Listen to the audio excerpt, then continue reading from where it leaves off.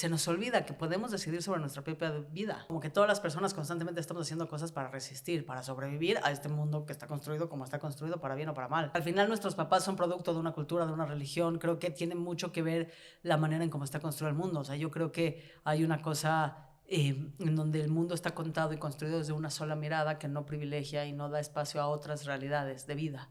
Y entonces vamos por la vida creyendo que todas las personas tienen una realidad similar a la nuestra y que mi realidad es mejor que la del de enfrente, sea la que sea, y que yo sé mejor cómo es su realidad. Entonces vivimos cargados de juicios, prejuicios, estereotipos, estigmas, y no nos damos cuenta y no queremos hacernos conscientes. Y hoy, más que nunca, hemos perdido la capacidad de poder dialogar y conversar y poder estar de acuerdo en que podemos no estar de acuerdo, y es la riqueza de la experiencia humana. Y ahora el que piensa distinto a mí es un imbécil.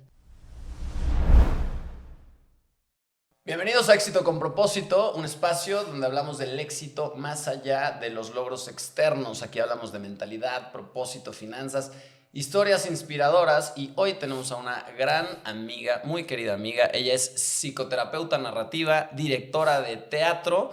Ella es Rina Rachlewski. ¿Cómo estás, mi querida Rina?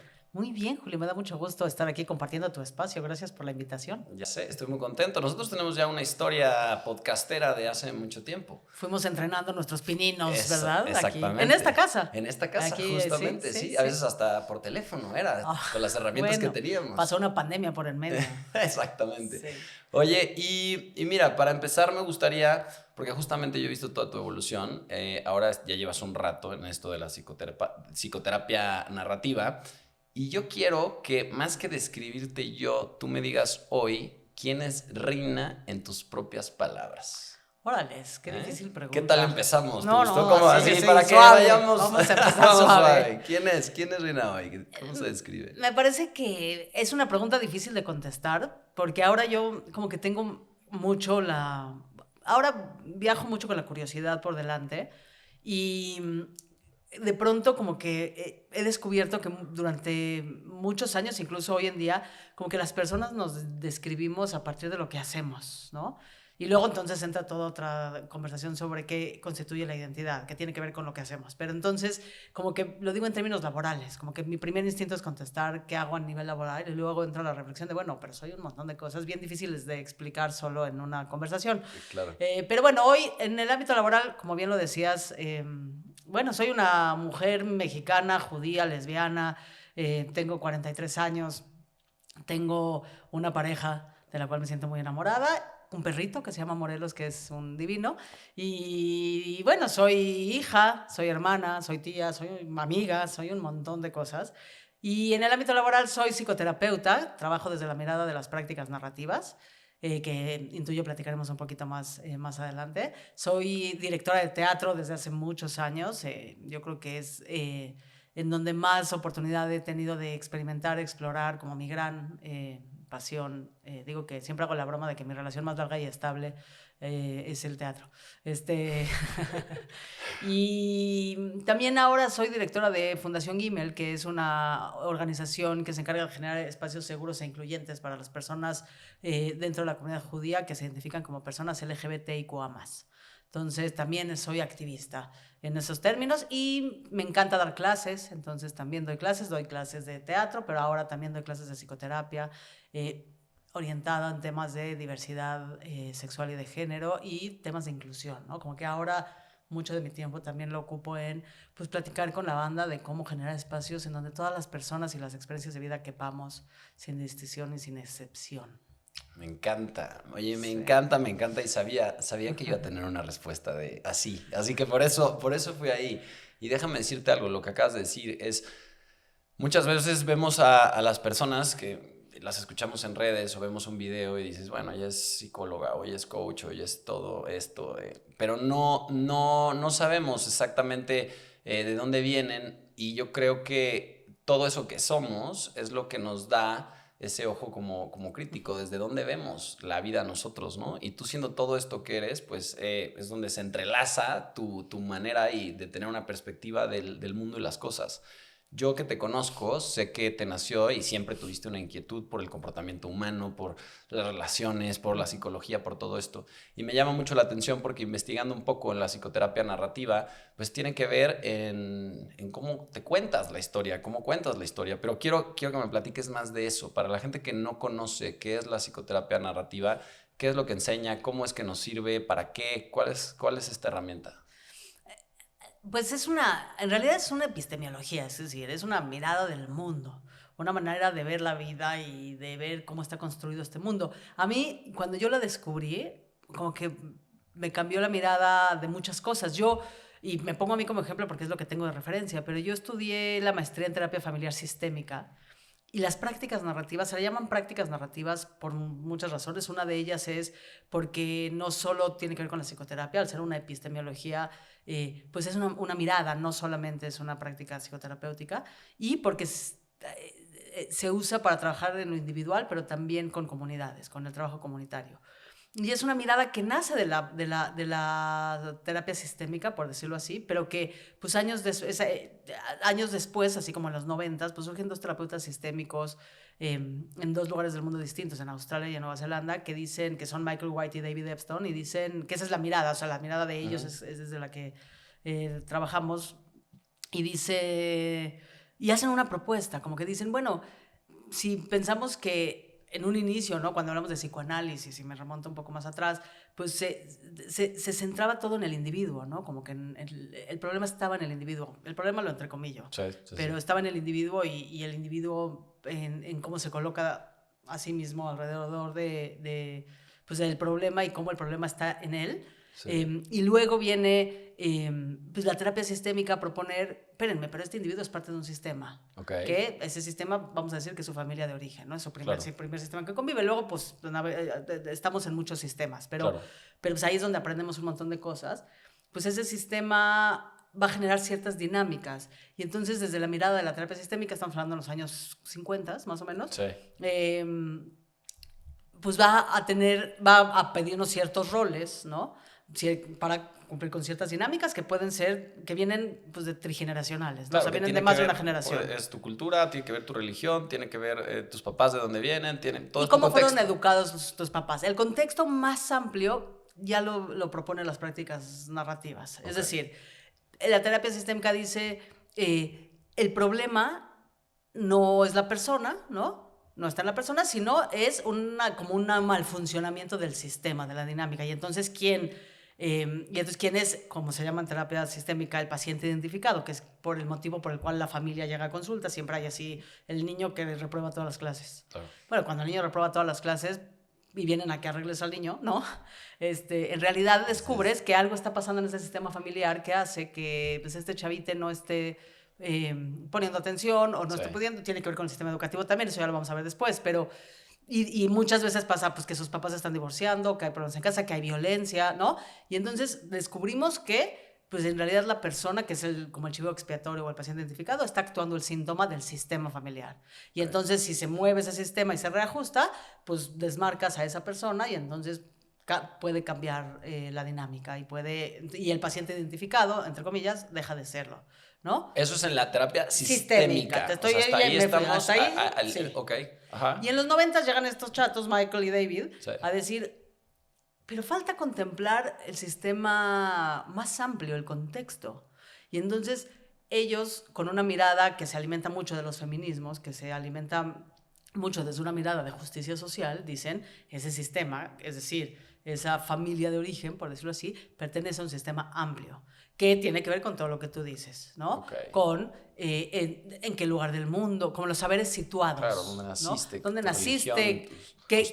¿Cuáles son? Sí, ¿qué es lo que se privilegia en esa cultura? ¿Cuáles son los mandatos de ese contexto? Claro, ¿qué se le pide a la mujer? ¿Qué se le pide al hombre? Todo eso, ¿no? Y entonces toma mucho en cuenta, tiene una mirada de justicia social, tiene una mirada de pues todos los abusos de poder que hay a nivel sistémico, todas las violencias estructurales que existen, y entonces de pronto dice, bueno, la primera de las cosas más como que a mí me parecieron increíbles cosas que descubrí es, pues el problema es el problema y la persona es la persona no es el problema. Y entonces tu identidad no está definida por el problema. Ok. ¿no? Entonces está completamente separada, que son circunstancias y son las cosas que pasan contigo. O sea, con la terapia podríamos decir que trabajas el poder, ¿cómo cortar eso? O sea, poniéndolo a un lugar muy mortal. O sea, es Sí, en un como tú eres lugar... la persona, estos y- son los problemas, vamos a esta terapia para poder cortar y que tú seas capaz de ver que los problemas no eres tú y... En términos simples, por ejemplo, y no nos clavemos con ese tema en particular, pero es como alguien que... Voy a poner un ejemplo fuera como fuera de contexto, como alguien con una gripa, pues le dio una gripa, tiene una gripa, no es una persona agripada, ¿no? O sea, como no es Ok, parte de su identidad la gripa, claro, sino le dio una gripa por muchos factores. Y claro. esa gripa vino a avisar muchas cosas, ¿no? El ejemplo más, ese es un ejemplo como muy burdo y muy Sí, malo, porque no es que vengo yo a trabajar con gente que le da gripa. Lo claro. que quiero decir con eso es, las prácticas narrativas no creemos ni en la patologización ni en el diagnóstico. Ok, Entonces, si alguien viene, por ejemplo, el ejemplo más burdo que no, como para no meternos en temas densos, es la puntualidad o la impuntualidad, por ejemplo, ¿no? sí. Como que yo vengo a decir, es que yo soy muy impuntual, ¿no? Y entonces, pues ahí podríamos conversar, bueno, ¿siempre eres muy impuntual? ¿Hay contextos en los que no eres impuntual? Y tú me vas a contestar, bueno, cuando tengo un casting, Sí. llego a tiempo. Ahí sí, ajá, claro. Cuando tengo que llevar a Otto al veterinario, Claro. llego a tiempo. Y cuando tengo algunas citas con mis productores del podcast, también ahí llego a tiempo. Y entonces, ¿en qué contextos llega tarde? Entonces, bueno, llego tarde en mis comidas familiares, entonces todo el mundo me dice que soy muy impuntual. Llego tarde con mis amigos. Y entonces vamos a ir investigando en la historia de por qué en algunos lugares llegas tarde y en algunos lugares llegas a tiempo. ¿Qué estás valorando cuando llegas a tiempo a un lugar o cuando llegas tarde a un lugar? Y entonces vamos a descubrir que tú no eres tu impuntualidad, Claro, ¿no? Que la impuntualidad se hace presente para cuidar ciertas cosas. claro. Por ejemplo, no, pues yo llego tarde a la comida familiar porque odio ver cómo mi tío saluda a mis primas. Me pone muy nerviosa esa dinámica, entonces Sí. prefiero llegar tarde para saltarme eso. Bueno, ahí Claro. estás cuidando algo con esa impuntualidad. ¿Estás de acuerdo con eso o no? Ok. ¿Te gusta que sea así o no? Y entonces, bueno, ¿te gustaría qué podría ser diferente? Y entonces, como la impuntualidad no es parte de tu identidad. Por eso ponía el ejemplo de la gripa. Yo sé Sí. que es muy inmenso ejemplo, Sí, pero sí. es como, pues cuando te da gripa no te conviertes en una persona gripada. Solo vino la gripa que avisó que no te tapaste bien, prendiste el aire acondicionado muy fuerte o yo qué sé, Claro, ¿no? no soy gripa, tuve gripa o tengo gripa Ajá, o tengo ¿no? tal, no soy impuntual, soy... Sí, o sea, entonces no soy, entonces por ejemplo, cuando trabajaba, ¿no? En términos, por ejemplo, de depresión, Sí. que es más denso el Claro, tema, claro, ¿no? claro. Y no nos vamos a clavar ahí, pero Claro. pues, ¿a qué viene la depresión? ¿Y qué vamos a hacer para lidiar Claro, con ¿qué esta te dice? depresión? Pero tú no eres tu depresión. A ver, es qué papel juega las historias que nos contamos en nuestra identidad, ¿no? Sí, pero más allá de que las historias que nos contamos, nosotros llamamos que es la historia dominante, que es ¿no? Que la historia dominante circula, porque hay muchas historias que están por ahí, no sé. El amor romántico es una de esas historias, ¿no? Dominantes, en donde hay muchos mandatos alrededor del amor que yo he sido socializada, tú has sido socializado con esas historias, Sí. y que generan mucha ansiedad, ¿no? Como que le abren la puerta a que venga a visitar la ansiedad, El amor miedo. tendría que verse así, ¿no? O sea, tendría ¿No? que... La parte romántica es esto, la primera cita tiene que Claro. ser genial, la parte sexual es increíble, o sea, Por todas decirlo estas así. cosas que tú te puedes... Y entonces yo digo, no es algo que yo me cuento, es una Sí. información Que, que pues, recibí de un contexto muy específico, que si yo hubiera nacido en otro lugar del mundo hubieras recibido quizá otra, Totalmente. o si hubiera nacido en México, pero en otro contexto, también hubiera recibido otra información. Entonces, tiene que ver con el sistema amplio, tiene que ver con el sistema capitalista, neoliberal, que circulan muchos mensajes. A ver, me vuelve loco y me encanta porque aquí hablamos muchísimo de las creencias. Yo siempre digo, yo las creencias que busco tener, busco que sean a mi conveniencia, ¿no? O sea, yo me acuerdo que yo discutía con mi hermana y me decía, tú la religión la ves así, así, esto te conviene, qué fácil, no sé qué. Y yo dije, qué bueno. O sea, sí, claro, quiero que mis creencias me convengan en el buen sentido, para que me ayuden a cumplir mis objetivos, sentirme bien, etcétera, ¿no? Entonces, siempre hablamos de creencias y cosas que son muy... sabemos que vienen de algún lugar, no lo tenemos tan identificado, pero tenemos esas creencias y cómo podemos contarnos otra historia, cómo podemos salir de ahí. Y tú lo que me vienes a decir aquí, me encanta, es toda esa historia que tú te cuentas viene de un contexto ¿no? Y Claro. entendiendo ese contexto es una manera más fácil de hacer conciencia y poder cambiar esa historia que te cuentas. Pues no sé si es cambiar la historia que te cuentas, porque... ¿Cómo reeliges sé. o resignificas? Pues, o sea, no va no va de elegir o resignificar, va de recuperar como tu poder de agencia. Es decir, este sistema nos roba un montón el poder de agencia, ¿no? Estamos hablando, o sea, tiene que ver con... a ver, regresamos. el dinero, ¿no? El dinero tiene para cada persona, y lo he visto en esta mesa, ¿Sí? tiene un significado, tienen una relación distinta con el dinero cada quien. Sí. Yo diría, ¿cómo mejorar esa relación? Pues tengo que entender cuál es mi relación y de dónde viene. Y tiene que ver con mi contexto, ¿no? 100%. ¿Cómo puedo cambiar esa relación? Es cambiando la historia, ¿no? La narrativa, un poco en ese sentido. A lo que se refiere esto cuando hablaba de la historia dominante es, Sí. pues hay esta historia con la que creciste, por tu contexto, por la familia en la que creciste, porque naciste en México en un tiempo y espacio muy particular, con características muy propias de ti, con ciertas interseccionalidades que te colocan en un lugar. Y de ahí tiene que ver con, de pronto, al ensanchar la conversación, ¿sí? y a irla desmenuzando, vamos a encontrar lo que le llamamos como eventos afortunados, ¿sí? Okay. Que son estos eventos que dan testimonio o eventos alternativos, ¿no? Que dan testimonio de que hay la posibilidad y tienes tú la sabiduría desde tu historia de vida y lo que has vivido, de poder ensanchar otras historias que no habías podido ver, que ahí estaban. Es decir, no vas a negar la historia dominante, puedes no estar de acuerdo, puedes cambiar el switch, pero Claro. no es voy a desechar esto que me pasó y no Claro. pasó y pasó esto. Claro. Esto es lo que siempre he sabido y así lo he visto, pero entonces a través de las prácticas narrativas, pues abres el panorama para de pronto descubrir otras, como jalas hilitos, es como una constelación, mucho la metáfora que usamos es como la constelación, ¿no? Como que vas viendo otras estrellas que están por ahí para irla dibujando y hacer esa constelación, pero hay muchas estrellas que por algunas razones no has podido ver. Y entonces, como por ejemplo, regreso a la historia de la puntualidad, cuando tú me dices, pero bueno, ¿cuándo sí eres puntual? Me dices, no, pues cuando tengo un casting, porque yo sé que si no, no voy a quedar, no, pues no me voy a quedar mal en la chamba. Claro. Bueno, ahí hay una evidencia de que puedes ser puntual. Lo que importa es que estás valorando, ¿sí? Okay. Entonces, desde las prácticas narrativas ponemos al centro lo que las personas valoran, los sueños, las esperanzas y las valoraciones de las personas, porque partimos de la premisa que todo lo que hacemos, lo hacemos porque estamos cuidando algo, hacemos algo para cuidar algo que es importante para nosotras. Luego, podemos estar de acuerdo o no en la manera en cómo lo estamos haciendo y entonces podemos querer hacerlo diferente. Okay. Pero nunca hacemos nada nomás porque sí.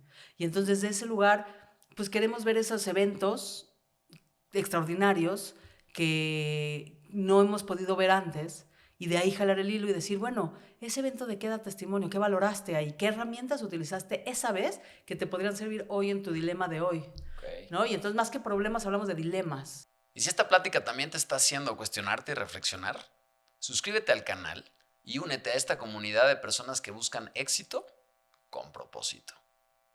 Claro, ¿cómo puedo traer eso hoy a mi presente? O sea, ¿cómo con esa sabiduría? Bueno, alguna vez fuiste puntual. Claro. O sea, bueno, para ti hoy es importante ser puntual, sí. ¿En qué contextos? En este y en este. Bueno, ¿qué valoraste en los momentos que sí has sido puntual? ¿Y qué hace que ahí se presente la puntualidad?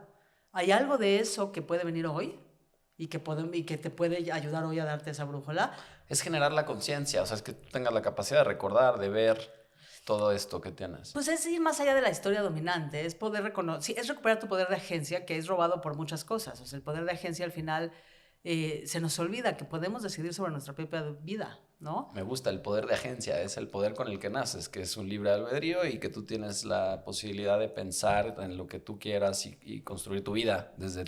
Y decidir desde sí, un poco sí, ¿no? Como que todas las personas constantemente estamos haciendo cosas para resistir, para sobrevivir a este mundo que está construido como está construido, para bien o para mal. ¿Qué ves tú que es lo que más influye en la identidad de las personas y que más nos ponen ciertas piedras en la mochila y cosas? ¿Cultura, religión, sí, todas papás, las anteriores? Todas esas son... O sea, creo que pues al final nuestros papás son producto de una cultura, de una religión. Creo que tiene mucho que ver la manera en cómo está construido el mundo. O sea, yo creo que hay una cosa en donde el mundo está contado y construido desde una sola mirada que no privilegia y no da espacio a otras realidades de vida. Y entonces vamos por la vida creyendo que todas las personas tienen una realidad similar a la nuestra y que mi realidad es mejor que la del de enfrente, sea la que sea, y que yo sé mejor cómo es su realidad. Entonces vivimos cargados de juicios, prejuicios, estereotipos, estigmas, y no nos damos cuenta y no queremos hacernos conscientes. Y hoy más que nunca, porque hoy además las redes sociales nos hacen la trampa de hacer cámaras de eco, en donde mi mensaje y lo que yo pienso se me lo va a replicar una y otra vez en diferentes maneras, haciéndome creer que es la única verdad, ¿no? Y entonces hemos perdido la capacidad de poder dialogar y conversar y poder estar de acuerdo en que podemos no estar de acuerdo, y es la riqueza de la experiencia humana. Y ahora el que piensa distinto a mí es un imbécil, ¿no? Y no sabe cómo hacerle y yo sé mejor. Y de pronto digo, ¿por qué? Entonces, para mí, como que lo que hemos perdido es el superpoder de mirar el mundo con curiosidad. Y esa es una propuesta, es una de las principales propuestas de las prácticas narrativas. Es decir, la persona terapeuta no es experta. No nos consideramos como personas expertas, consideramos como, o sea, nos hacemos conscientes de nuestro lugar de poder y privilegio siendo la persona terapeuta, y desde ahí vamos a invitar a la curiosidad para conversar, para que quien consulta, su sabiduría, sus saberes, sus valoraciones, sus esperanzas sea lo que guíe en la sesión y se ponga al centro. Porque yo voy a saber más que tú cómo debes de vivir tú tu vida, aunque haya estudiado psicoterapia. No es suficiente estudiar psicoterapia para poderle decir a alguien cómo vivir. Totalmente, y no te puedo imponer. Y yo te voy a decir una cosa. Y tampoco puedo saber lo que para ti es importante. No, estoy de acuerdo. Y mira, aquí que hablamos tanto del éxito, que lo conversamos, y yo pienso y me dicen cómo nace esto o tal. Y a mí me viene este rollo de, nosotros lo platicamos hace años, veo como muchos cuates que son gurús y te dicen cómo debes de hacerlo y eso. Sí. Yo nunca me he sentido cómodo con eso, porque yo nunca me he podido identificar con un solo gurú o una sola práctica o una religión o nada, ¿no? Al final siempre he dicho que el éxito es un traje a la medida, es para cada quien, que tiene que ver con su felicidad, su paz, ¿no? Todos estos valores dependiendo del individuo. Y me encanta lo que dices aquí, porque es igual. Es una búsqueda dentro de ti, ¿no? Tú facilitas este camino, abres a la curiosidad, pero es que cada persona lo pueda encontrar, porque dentro de cada quien existe. Bueno, ¿qué es importante para ti, que quieres poner tú al centro? Y devolverla también como tú poder recuperar ese poder de agencia, en tanto que al final vivimos en un mundo construido a base de mucha desigualdad en muchísimos aspectos, en donde todavía creemos que el éxito tiene que ver con echarle ganas, y hoy sabemos que no, la cancha no es pareja. Hay quien empieza con muchísimos puntos de ventaja y hay quien no, y no importa cuántas ganas le eche. Y entonces para mí, tendría que ver como sociedad de cómo construir un mundo más buena onda, más amoroso, más lleno de ternura, menos avaro, ¿no? Menos acumulador, ¿no? Como que hemos perdido un montón como esa brújula, y desde ese lugar 100% del éxito es relativo y cada quien lo vive diferente, pero vivimos en un contexto tan demandante y que demanda tanto una mirada tan única, que entonces creemos que algo está mal con nosotras, que no estamos siendo suficientes, que no estamos dando el ancho, que viene el famosísimo síndrome del impostor, ¿no? Y entonces... Y de pronto cuando te detienes dices, espérate, todos esos mensajes, ¿de dónde vienen? Porque no son míos. No son míos, tantos estímulos que vienen de una perfección. Y entonces puedo cuestionarlos, me puedo detener y puedo no estar de acuerdo con este sistema impuesto, porque pues yo aquí nací, ¿no? Y digo, ¿qué estrategias hago para navegarlo y qué estrategias hago para resistirlo? Porque el gran problema, desde mi perspectiva, es que vamos tan rápido y las demandas son tantas y la presión es tanta, que no nos damos la oportunidad de detenernos a cuestionar si estamos de acuerdo o no con todos los mensajes que recibimos, y solo vamos ejecutando como si fueran nuestros, y nos creemos la cantaleta de que es nuestra bronca y que si no lo estamos logrando es nuestro pedo, y yo digo, espérame, no, vamos a detenernos, vamos a cuestionar quién me está dando esta información, ¿de dónde la recibí? ¿Cómo aprendí? ¿Cuándo fue la primera vez que yo escuché esto o esta creencia o esta otra?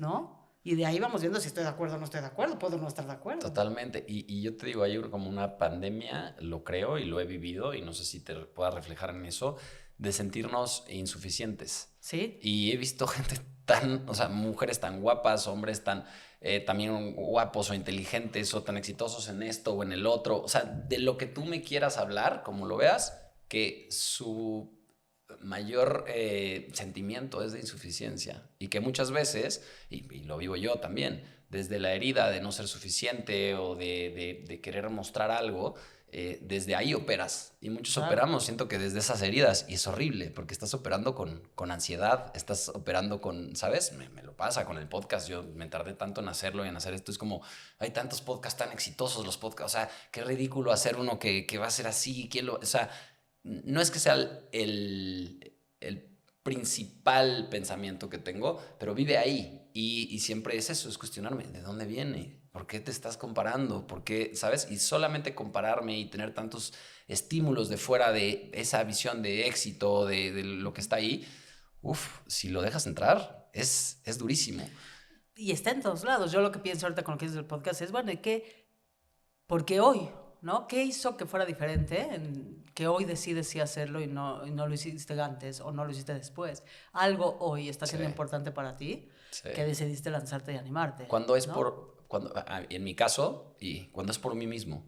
O sea, cuando llega el momento en donde digo, es que es mi curiosidad, es que no lo hago porque sea el mejor podcast, no lo hago por nada de allá afuera, que será bonito cuando lo reciban y ver cómo lo reciban y me da curiosidad, pero genuinamente, y tú lo sabes, es algo que yo tengo esto años y años y años y hago y no hago, pero es algo mío. Entonces, creo que en el momento, como tú lo dijiste hace rato, que dijiste algo muy bonito, es...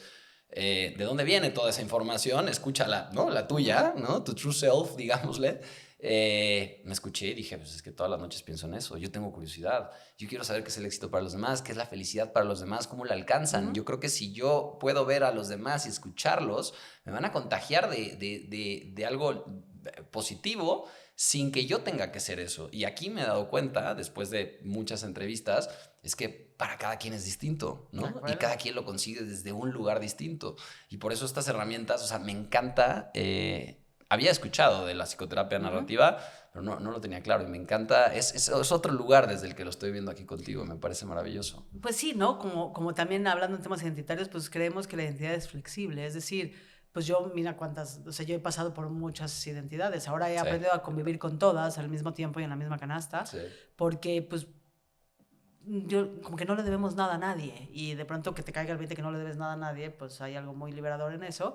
Y por otro lado, pensar en eso, en poder reclamar lo nuestro, ¿no? Como yo siempre ahora tiendo a preguntar, ¿quién lo dijo? ¿De dónde viene? Como esto que dices de esa voz interna que está valorando algo que es importante para ti, y que entonces te aleja de ser el podcast número 1. No, eso quizás sea una consecuencia, quizás no, y quizás sea importante para ti, quizás no, y está bien, porque también hay una parte de como salirnos de esta cosa, como mundo tan dicotómico, tan binario que tenemos de o está bien o está mal, o es éxito o es fracaso, o estás feliz o estás triste, ¿no?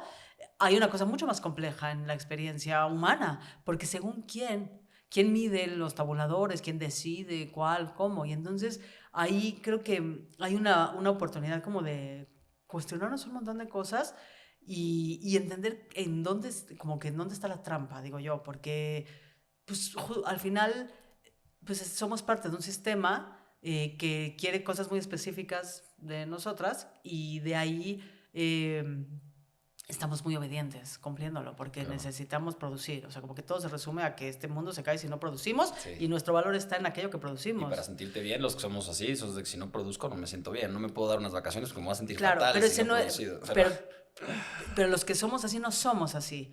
Es decir, son los mensajes que hemos recibido, que tú nos vales dicen por lo que vales por lo que haces. Sí, claro. ¿No? Y entonces si lo detenemos, decimos, espérame, tantito, cierto, ¿no? Sí. Como que este mundo está construido de ciertas maneras y no se ven los hilos, ¿no? Y me hacen creer que soy yo la que está mal, ¿no? Y yo soy la que tengo la bronca, cuando pues no. Y es una presión terrible que no viene de ti, viene de algo externo que te lo han taladrado en la cabeza y que lo ves cada vez que abres tu celular y que lo... Y entonces, ¿qué estrategias quiero implementar? ¿Y qué es importante para mí? Ya cuestionarme qué es importante para mí y qué valoro yo ya es gigante. Y de ahí, ¿qué estrategias quiero o no implementar? Si estoy de acuerdo o no. Como que, o sea, bajarnos de este trenecito que es ir solamente para poder cuestionar, ¿no? Y ese es el valor. Y entonces, pues al final,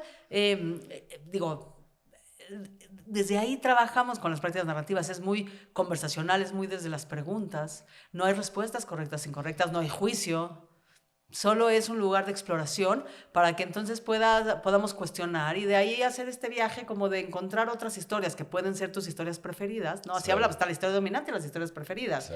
Las historias preferidas las encontramos con estos eventos, a través de ir encontrando estos eventos extraordinarios. Eso es más o menos como se tejen estas constelaciones. Y una vez que encuentras las historias preferidas, pues tienes la posibilidad de recuperar el poder de agencia de tu vida y entonces puedes renarrarte, ¿no? Que es, pues eso empieza un proceso como de reautoría, le llamamos. Me encanta, me encanta. Oye, a ver, te voy a decir, yo soy una persona que busca siempre, bueno, ha buscado siempre la productividad y ha tenido una culpa cuando no es productivo, o ha tenido una culpa cuando no tiene resultados. Yo opero en base a resultados y objetivos y tal. Me he ido conociendo, he trabajado mucho en mí, hoy tengo 38 años y he ido construyendo una vida distinta a través del autoconocimiento. Una parte importante para mí ha sido, siendo una persona altamente productiva y ansiosa, el darle para el otro lado, ¿no? Yo busco el slow morning, que le llaman. Yo sé que soy muy privilegiado por lo que tengo, lo que poderme dar esos tiempos, pero yo busco mañanas tranquilas, ¿no? Me despierto muy temprano, busco mis mañanas tranquilas, el tomarme mi café. Yo creo que el agradecimiento es mi mayor medicina y todo, ¿no? Dar gracias a lo que sea, al universo, a mí. Esos ratitos me conectan mucho y me dan un grounding. Y yo he visto, pues, las personas, muchas tienen sus rutinas distintas. ¿Qué haces tú? ¿Qué hace Rina? O sea, ¿qué es eso que a ti te logra conectar? Porque me encanta preguntar esto porque cada quien tiene algo tan distinto como es el universo. ¿Tienes tú una rutina, un algo? ¿Qué es lo que te lleva? No sé. Yo, la verdad es que a mí me cuesta mucho trabajo la rutina. Okay. Es decir, como la valoro mucho y la aprecio mucho, me cuesta mucho trabajo sostenerla. Okay. Me parece muy retador. Okay. Entonces, valoro mucho cuando lo logro. Yo soy igual, pero eso de la mañana es lo único que sí digo. A mí denme chance de mi café. Okay. Valoro mucho cuando logro tener una mañana. No me importa si empieza muy temprano. Normalmente empiezan muy temprano mis mañanas, pero tener una mañana más tranquila, como un momento de tener el tiempo de pasear con calma a Morelos, de tomarme mi café, ¿no? Como de tocar base. No siempre lo logro. El mundo es muy demandante y es parte de lo que yo trabajo, ¿no? Okay. De ir contra esas demandas y mandatos. Pero eso es parte, y también encontrar momentos conmigo, ¿no? Como que de pronto yo considero que soy una persona que tengo contextos muy sociales, constantemente estoy conviviendo con otras personas. Okay. Entonces, en la semana encontrar espacios de soledad, pues a mí me resulta como muy sanador, como muy como de silencio. Pues de silencio, de estar conmigo, ¿no? Sí. Como de, sí, puede ser leer, puede ser una peli o solo ver el techo, no. Claro, no, puedes ¿no? hacer, mira, yo lo he dicho muchas veces los de aquí, y ya nos lo has contado 1000 veces, pero a mí mi psicólogo o coach, creo que fue una coach, me dijo, tu tarea es 10 minutos al día no hacer nada. Sí. Y no se vale que pienses en el negocio que vas a hacer, no se vale que tienes que editar, ni que hacer. Le digo, ¿cómo? O sea, pero pues entonces me voy a quedar dormido. Me dice, no te puedes echar la siesta. ¿Puedes hacer eso? ¿Te es fácil para ti el darte ese tiempo? No siempre me es fácil porque la vida a veces va más rápido de lo que voy yo. Sí. Y entonces a veces me descubro que me ganó la vida, pero como que lo que trato de construir es esos espacios en donde sí tengo la capacidad de ver el techo, 10 minutos, sí. Y bueno, y ahí viene el arte de la meditación, ¿no? Como que pues eso es meditar, ¿no? Totalmente. No que yo sea una gran meditadora, me encantaría, pero no les mentiría si les digo que lo soy. Pero pues meditar es eso, es poder poner como la mente en pausa un ratito y solo estar. Okay. Y creo que nos falta, bueno, a mí me falta solo estar. Okay. Pero bueno, agradecer es algo que he encontrado también muy útil, como esta parte de poder conectar con la gratitud. Sí. Creo que también hay algo ahí. Y nada, todos los días intentarlo otra vez. Me encanta. Esas son rutinas y hábitos de alguien que se conoce y que busca conforme a lo que siente que necesita en su momento, ¿no? Espacios de silencio. Pues sí. O sea, no más bien como nada. Que lo que trato es no ser tan dura conmigo misma, como que esta voz que viene de regañarme, porque pues, puedo regañarme a mí misma, de decir, pero es que esta vez no lo lograste, esta vez lo hiciste mal, esta vez pues trato de ser más buena onda, como que venga la voz buena onda a decir, vamos, mañana y otro día, lo volvemos a intentar las veces que sea necesario. Alguna vez leí un libro que a mí me hizo mucho sentido, que es estos de hábitos, ¿no? Se llama hábitos atómicos. Me encanta. Lo platiqué contigo, creo, quizá. No, bueno, alguna vez lo platicamos, pero como que este concepto del 1%, sí. no sé si ya lo platicaste. No. Pero tiene este concepto del 1%, y a mí fue muy liberador cuando lo descubrí, en donde tendemos, y tiene que ver con la construcción de la identidad otra vez, como cuando nos imaginamos que queremos alguien que quiere empezar a correr. Sí. O empezar a hacer ejercicio y dices, bueno, ahora tengo que correr maratones. Y dices, no, pues ahí es muy intimidante. Claro, y tu ¿no? mente te dice, espérate, vamos a lavar los trastes, las rodillas sí, y vamos a hacer otra cosa, ¿no? ¿Cuál es la identidad? Y de pronto cuando empiezas a construirlo desde el 1%, como decir, hoy caminé 20 minutos, mañana camino 20 minutos, y cada día construyes un 1%, de 1% en 1%, sí. Pues vas a construir un hábito. A fin de año estás en un 365%. Pero quédate con, con ese 1% y valóralo, porque si no, solo tienes la receta de la frustración. Entonces yo digo, bueno, pues yo trato de ser lo más buena onda conmigo que se puede, y trato de como escucharme y escuchar lo que en ese momento para mí está resonando, para mí es importante, y hago lo mejor que puedo con lo que tengo, como que nada, no, trato de no caer en las trampas de la autodemanda y la autoexigencia que están a la orden del día. Me encanta. Oye, dime algo. Yo te conozco como directora también, parte de todo. ¿Cómo puedes relacionar tú o qué paralelismo hay entre el teatro y estas historias con tu carrera hoy? ¿Sientes que por ahí te han venido, pues entre estas historias de vida, ayudar a contar los personajes, la psicología que vienen, ha impactado para tú conocerte más, tener ciertos mensajes, acercarte también a esta parte de la psicoterapia? Cuéntame un poco ahí. Sí, o sea, como decías al principio, siempre he sido una apasionada del comportamiento humano, de los vínculos, entonces por eso me gusta hacer teatro, me gusta contar historias, y me gusta, si piensas así fríamente en el teatro, estamos contando historias, estamos recreando vínculos, ¿no? Y emociones tan veraces que tú que te sientes a verlo te la creas. Te la crees, ¿no? Claro. O sea, como que te sientes muy dispuesto a dejarte engañar. Sí. Y entonces, pues ahí hay algo del entendimiento de la mente y el comportamiento humano. Y de ahí siempre como que siempre me llamó mucho la atención todo el mundo de la psicoterapia, psicología. Y entonces, ahí es que decido adentrarme un poco más, porque me parece que es muy complementario. Es decir, el teatro me regaló muchas herramientas de escucha activa, ¿no? Sí. De entendimiento de las emociones y desmenuzarlo, como tú lo sabes. Cuando construimos un personaje, pues contestamos un montón de preguntas y desmenuzamos un montón quién es, por qué es así, por qué está tomando las decisiones que está tomando, cómo se siente, por qué se siente así, ¿no? Y ahora, pues, todos esos conocimientos, pues he profundizado más en ellos, como esas miradas, he profundizado más en ello, y hay herramientas y esa es la belleza de lo multidisciplinario, hay herramientas que yo desarrollé en el teatro que hoy me acompañan de manera muy increíble en sesión, por decirlo así, en la psicoterapia, y hay un chorro de herramientas y miradas que he aprendido en la psicoterapia que ahora pongo al servicio en el mundo del teatro cuando dirijo una obra que pues ha moldeado no solo la ficción y desde dónde construyo la ficción, sino también cómo construyo como los equipos de trabajo con los que colaboro y cómo me interactúo y me vinculo con las personas con las que colaboro.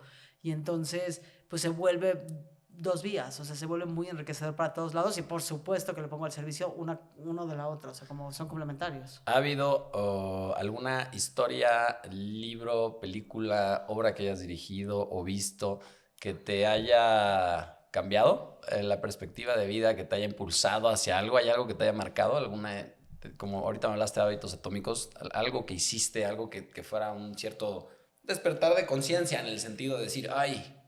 Bueno, cuando era niña o adolescente, más bien niña, que hay 2 obras de teatro que me llevaron a ver, las primeras como 2 obras de teatro que fui a ver, que ahí es donde dije, yo aquí, mi corazón está aquí.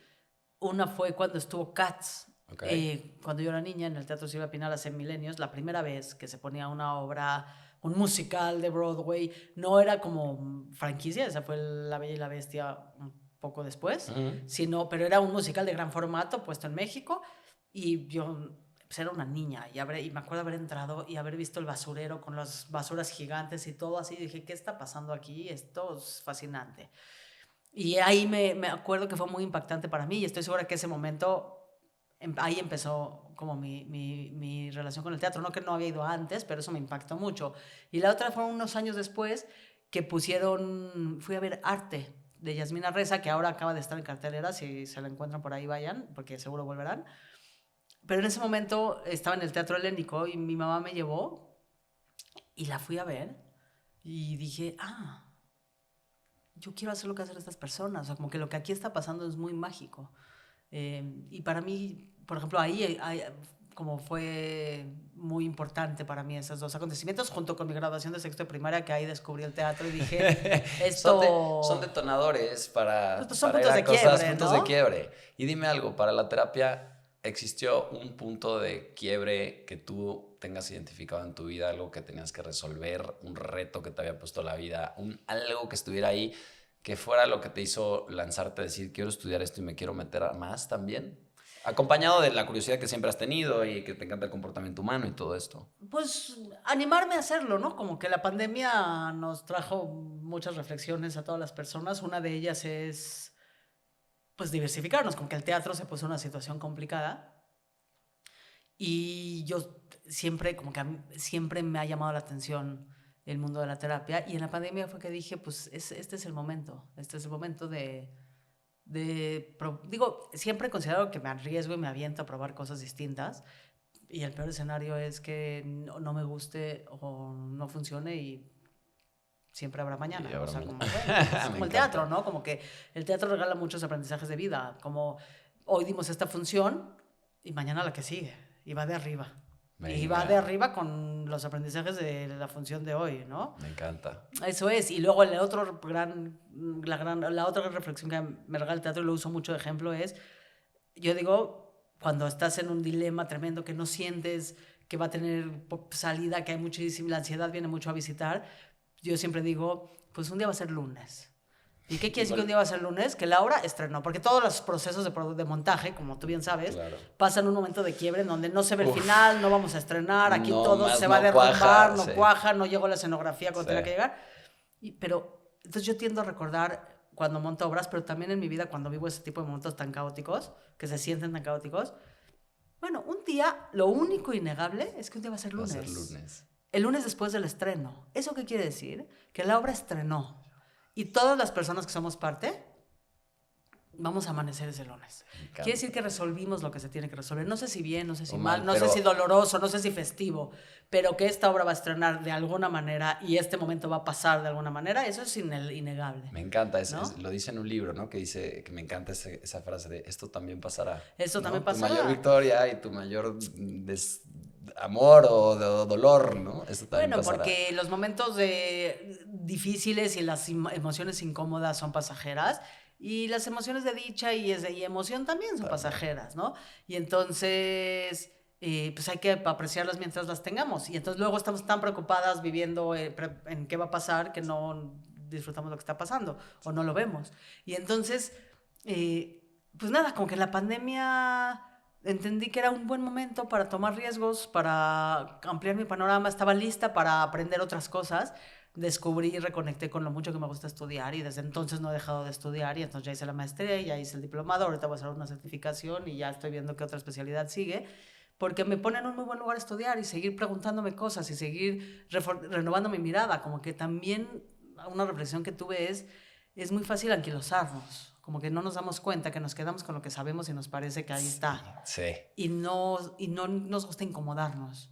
Entonces nos quedamos muy cómodamente en donde estamos. Y va de atravesar la incomodidad y de cuestionar lo que consideramos que sabemos que a veces ya no está tan vigente. Pero, y sabes también que creo ahí, eso que dices, que me súper relaciono con eso, es que también es parte de lo que nos han enseñado. Tú creces, estudias algo y te dedicas como a eso, ¿no?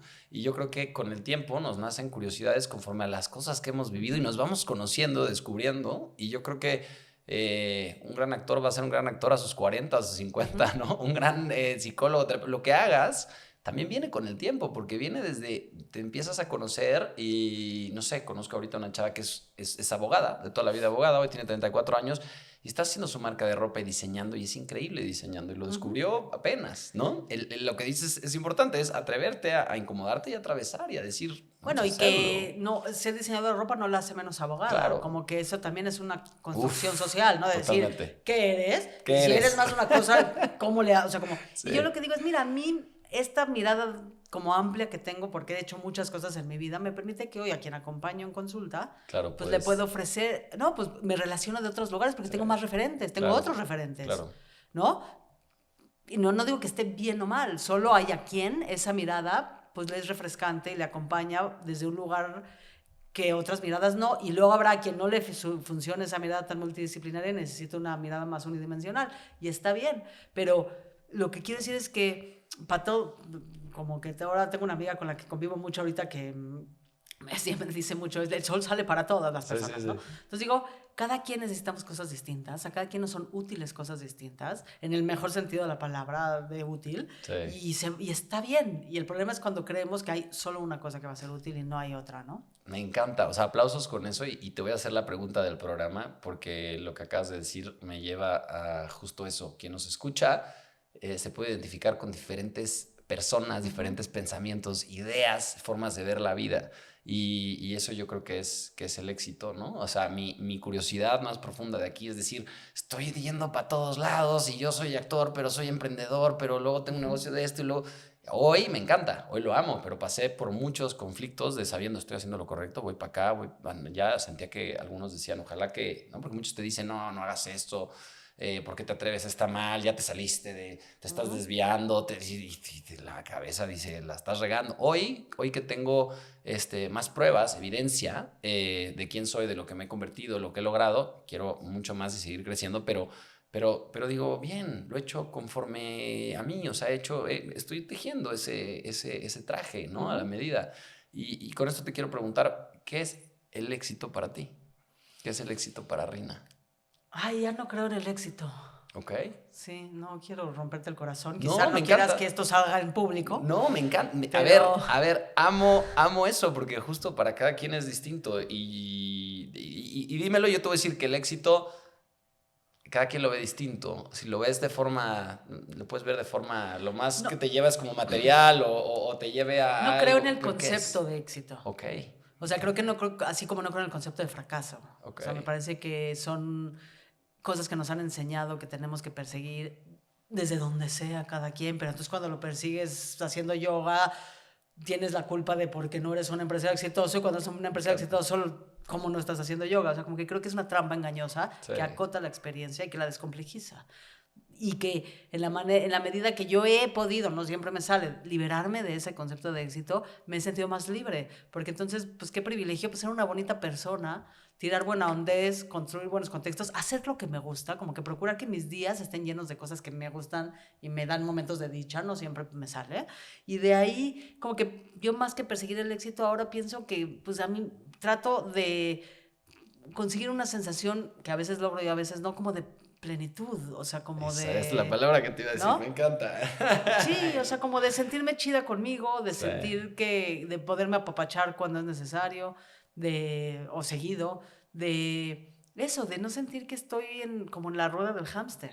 Me encanta. Porque no siempre me sale, pero lo intento. Entonces ya no creo ni en el concepto de éxito ni en el concepto de fracaso. Vivo más libre desde que lo he logrado hackear. A veces viene y ni modo, mira, con ello. Me encanta porque dijiste no creo en el éxito y todo eso. O sea, es increíble al final cómo describiste tu éxito como yo lo veo. O sea, yo para mí como lo escuché fue como todas esas cosas es lo que te hace una persona exitosa. Para mí éxito y plenitud es un sinónimo que he encontrado increíble en mi vida porque me resta ansiedad, no busco los picos de felicidad, a mí que me gusta el rush y siento que la plenitud y la paz para mí es tenerlo, poder estar ahí, habitarlo el mayor tiempo posible.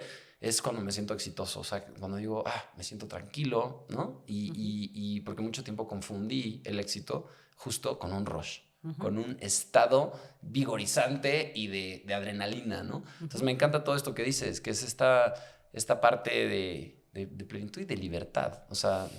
Pues como, sí, o sea, a mí lo que no me gusta del concepto de éxito es el lugar en el que me pone la palabra, o sea, como que el peso que le hemos dado, pues prefiero no usarlo, como que, digo, entiendo que ese es el título del programa y está muy padre, ¿no? Me encanta.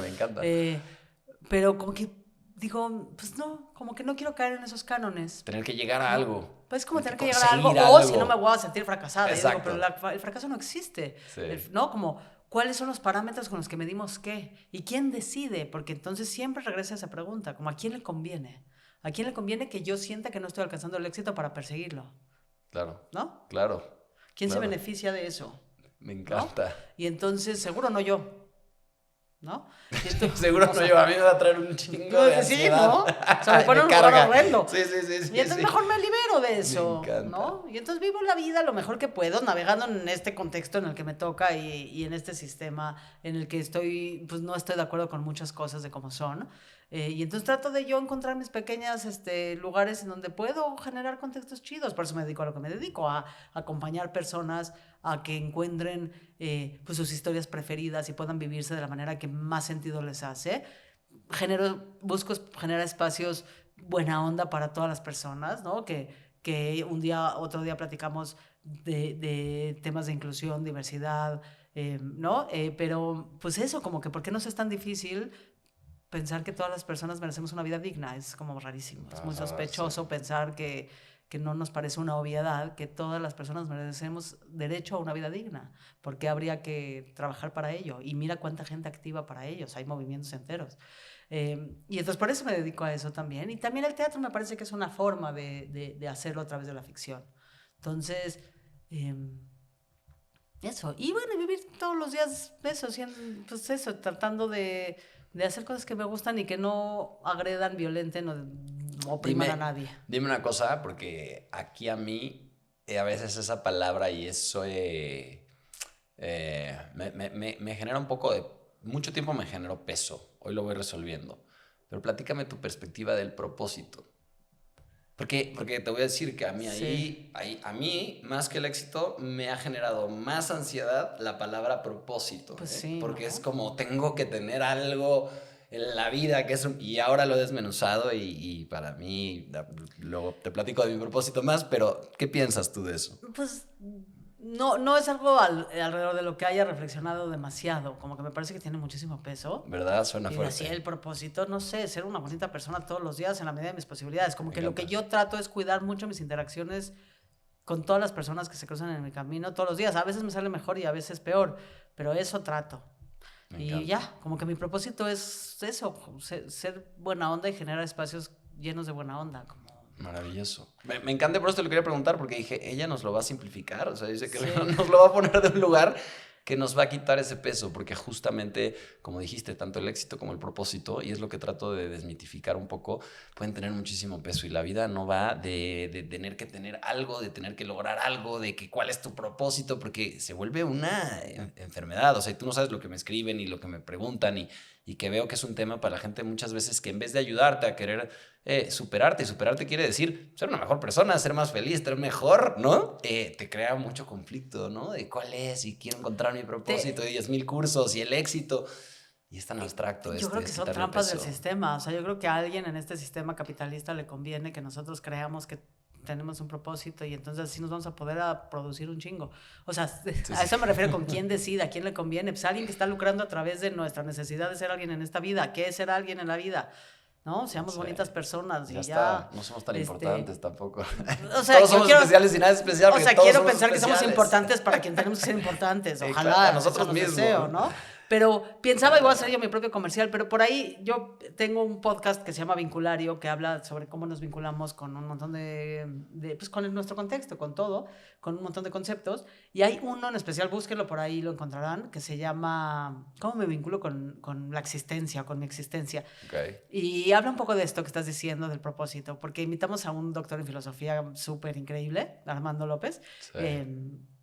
y nos cuenta un poco de esto de una manera muy lúdica y divertida.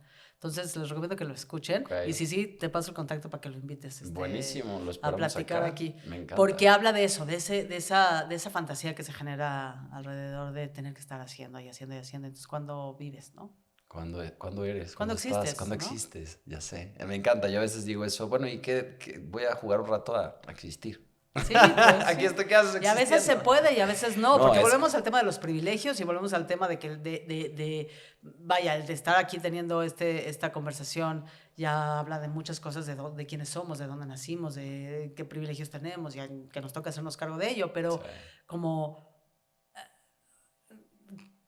nos toca cuestionarnos y hacernos cargo. ¿Y cómo hacemos para eso? Como yo digo, bueno, ¿cómo abono para que este mundo sea un mundo más chido en un contexto y en un momento en donde es terrible? Los discursos de odio están al tiro por viaje. Sí. Y donde, como ya no hay, esto que decía, ya no hay apertura a conversar, a conocernos, a incomodarme, a disentir, a estar de acuerdo que no estamos de acuerdo y pensar diferente y enriquecernos de eso, a generar acuerdos para poder convivir, ¿no? Sí. Y entonces digo, algo estamos haciendo mal como humanidad. Entonces yo, por lo menos en mis contextos inmediatos, pues trato de cuidar eso. Me encanta, me encanta. Me encanta. Te tengo... Estamos por acabar, ya tenemos el tiempo. Me ha encantado esta plática y quiero que regreses, pero ahorita hablaremos de eso. Esto es una sección del programa que se llama Esto o Aquello. Okay. Y así que no tienes que pensar mucho, me tienes que elegir una de las dos cosas que te voy a preguntar, ya sea esto o ya sea aquello. ¿Estás lista, Reina Raglowski? Tan lista como puedo estar. Eso, me encanta. ¿Reescribir el pasado o imaginar el futuro? Imaginar el futuro. ¿Narrar en palabras o narrar en escena? Narrar en palabras. ¿Historias personales o historias colectivas? Ambas. ¿El poder del lenguaje o el poder del silencio? El poder del lenguaje. ¿Escuchar a alguien o que te escuchen a ti? Escuchar a alguien. ¿Identidad individual o pertenencia comunitaria? Identidad colectiva, individual.